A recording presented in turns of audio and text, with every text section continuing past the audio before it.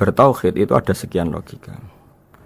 Karena ketika seseorang yakin dia lahir sudah ada bumi, dia lahir sudah ada langit, dia pasti akan tahu bahwa dia ada penciptanya.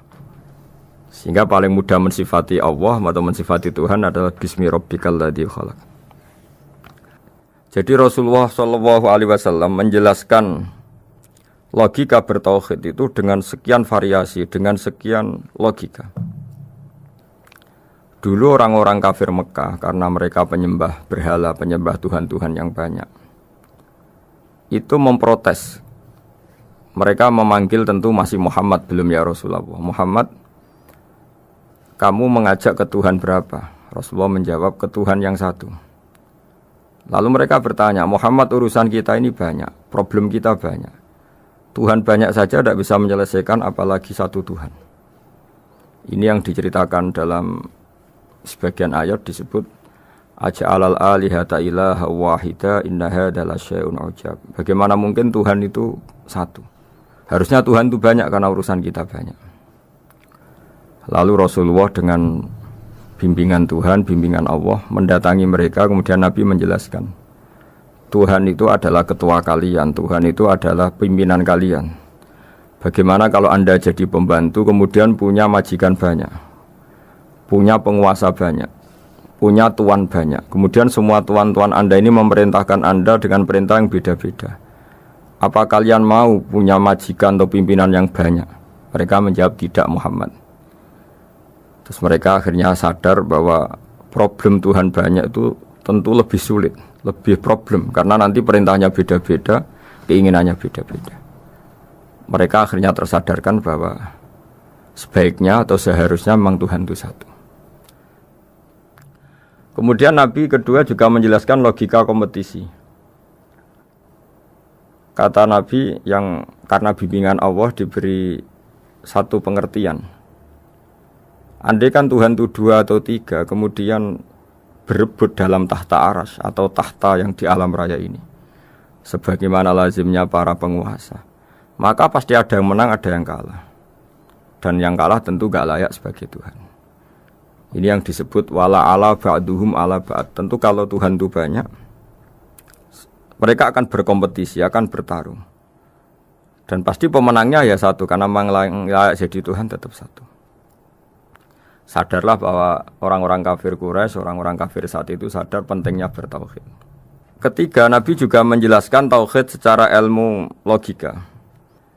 Ketika Anda mengatakan ada dua Tuhan yang sama-sama kuat, kemudian terbukti yang satu mampu menciptakan bumi, yang satu tidak, bahasa Anda mengatakan sama-sama kuat ini sudah batal dari awalnya, karena terbukti bahasa Anda salah, sama-sama kuat ternyata yang satu tidak mampu.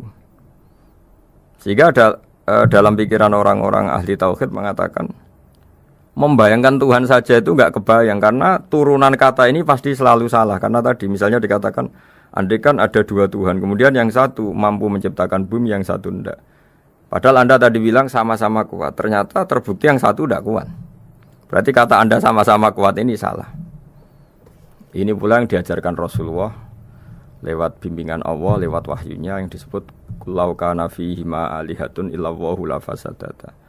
Karena kalau ada dua Tuhan pasti kamu sifati sama-sama kuat. Ternyata sifat sama-sama kuat ini batal demi hukum, karena ternyata yang satu tidak mampu menciptakan bumi. Atau kamu sifati dua Tuhan ini sama-sama lemah. Itu tidak mungkin lagi, karena ternyata bumi ini terbukti wujud. Pasti penciptanya ini tidak yang sangat kuasa.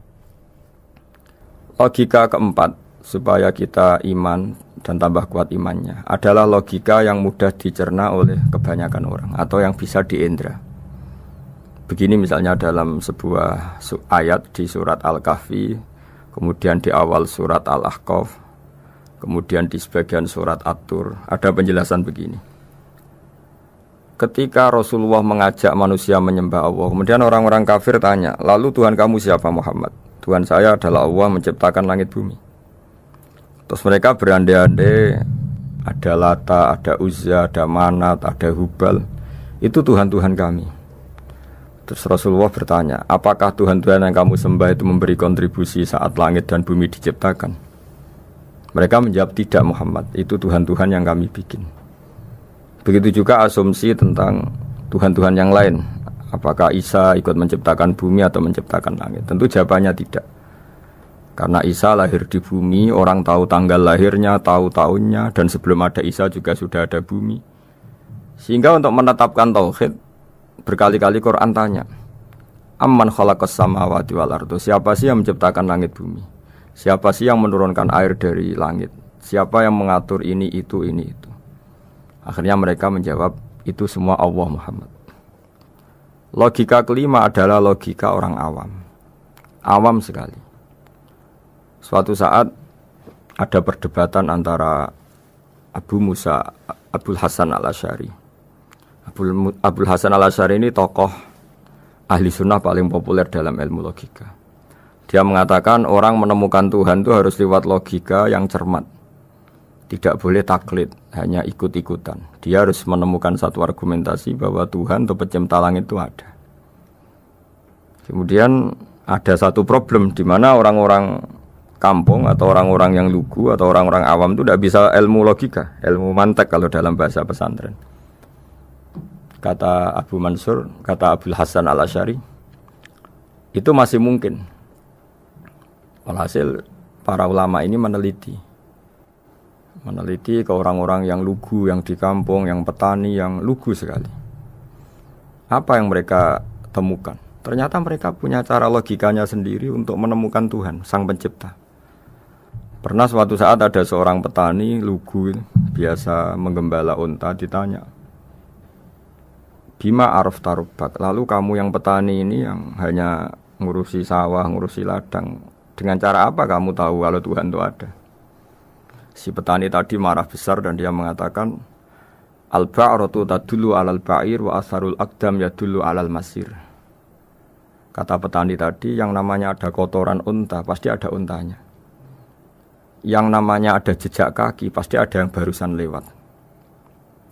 Artinya kalau ada makhluk, pasti ada pencipta. Ini logika awam yang mudah. Kita tidak mungkin mengatakan bumi ini pencipta, mengatakan matahari pencipta. Kelihatan sekali kebendaannya, kelihatan sekali bahwa bumi matahari tidak punya ikhtiar, tidak punya kekuatan. Kelihatan sekali sifat-sifat kemakhlukannya. Jika benda-benda ini karuan makhluk, pasti menunjukkan bahwa ada penciptanya, ada khaliknya. Dalam logika Bedui tadi, si Bedui tadi, kalau ada kotoran sapi, pasti ada sapinya. Meskipun sapinya sudah sekarang nggak terlihat, mungkin sudah jalan kemana. Sama, kalau ada jejak kaki, meskipun orang yang tadi lewat sudah kita nggak tahu, tapi kita pasti tahu, pasti ada yang lewat. Nah, semua metode ini digunakan semua oleh Rasulullah. Logika yang bagi intelektual, logika bagi kaum awam, logika bagi kaum menengah, ya tidak awam, tidak intelektual. Semuanya digunakan, semuanya jadi media untuk memastikan bahwa logika tauhid ini logika pilihan, logika yang benar-benar logika. Sehingga dalam banyak ayat disebut agama ini liqaum yaqilun, liqaum yatafakkarun, bagi kaum yang bisa berpikir, bagi kaum yang punya akal. Bagi orang-orang sufi ya, Allah itu tidak bisa dikatakan al-ghaib, sesuatu yang enggak kelihatan. Karena Allah itu begitu jelas, az-zahir. Kata orang sufi, Allah itu zahir. Begitu juga dalam Asmaul Husna disebut Allah itu az-zahir, begitu jelas. Karena orang yang akalnya mapan, hatinya mapan, melihat satu lemari yang bagus, pasti langsung mensifati bahwa pembuatnya adalah orang yang hebat. Orang yang melihat mobil mewah atau pesawat yang canggih, pasti kepikiran pertama adalah pasti pembuatnya canggih. Sehingga eksistensi pembuat pesawat itu adalah orang hebat, itu langsung tertanam ketika melihat pesawat itu hebat. Bagaimana mungkin seseorang ragu akan kehebatan pembuat pesawat ketika melihat detail-detail pesawat? Pasti langsung kepikiran kalau pembuatnya itu hebat. Memutuskan bahwa pembuat pesawat hebat itu tidak harus ketemu yang membuat, juga tidak harus melihat. Tapi akal kita pasti meyakini pembuatnya itu hebat. Berarti keputusan menyimpulkan bahwa pembuatnya hebat adalah az-zahir begitu jelas. Begitu juga langit dan bumi, matahari semuanya tertata rapi. Air dengan fungsi manfaat yang sebegitu hebat, oksigen, semua tanaman, buah-buahan. Meskipun kita tidak pernah melihat Tuhan, tapi akal kita, nurani kita pasti berkeyakinan dan tahu betul pasti pembuatnya itu zat yang super hebat, super bijaksana. Sehingga dalam kategori ini Allah tidak bisa dikatakan suatu yang enggak tersentuh, yang enggak terjangkau. Allah itu adz-dzahir, begitu jelas. Sehingga di antara Asmaul Husna disebut adz-dzahir. Dalam syair-syair orang sufi masyhur sekali itu wa fi kulli syai'in innahu ayatun yadullu ala annahul wahidu. Setiap sesuatu kejadian di alam raya adalah bukti keesaan Allah, bukti eksistensi Allah Subhanahu wa taala. Sehingga dalam satu kisah, normalnya orang itu paling tahu itu dengan dirinya sendiri, karena dia adalah dia. Tapi kalau Imam Sibawai, seorang pakar nahwu, mengatakan a'raful ma'arif Allah, di alam raya ini yang paling mudah dikenali itu ya Allah, pencipta. Karena andai kan kita sendirian di hutan, kemudian kita mulai punya akal, kita mungkin tidak tahu diri kita ini siapa. Tapi setidaknya kita langsung menyimpulkan bahwa kita tidak bisa menciptakan diri kita sendiri. Ketika kita berkesimpulan tidak bisa menciptakan diri kita sendiri, pasti kita terus berkesimpulan ada di luar kita yang menciptakan kita. Nah, sebab itu kenapa sifat mencipta ini yang pertama kali dikenalkan oleh Allah kepada nabinya untuk dikenalkan kepada umatnya. Yaitu disebut Iqra bismi rabbikal ladzi khalaq. Muhammad, bacalah dengan nama Tuhanmu. Sifat Tuhan yang paling mudah dikenali oleh siapapun adalah sifat pencipta.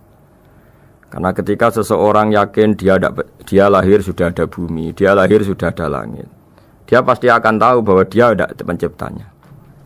Sehingga paling mudah mensifati Allah atau mensifati Tuhan adalah bismi rabbikal ladzi khalaq. Yang subscribe semoga rezekinya lancar.